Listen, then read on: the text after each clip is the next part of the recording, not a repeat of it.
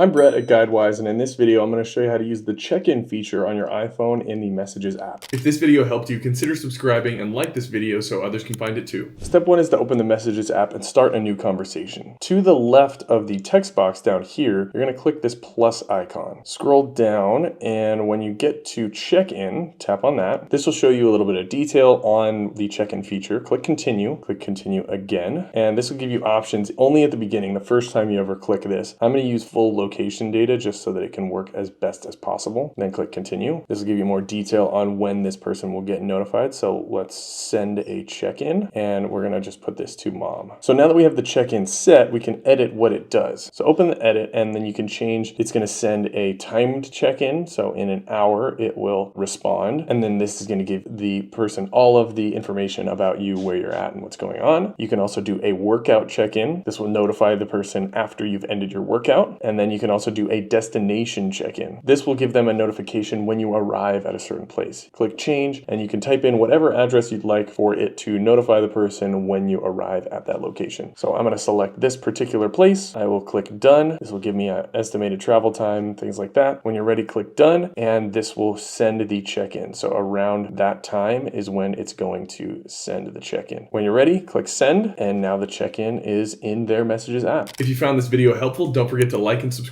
for more.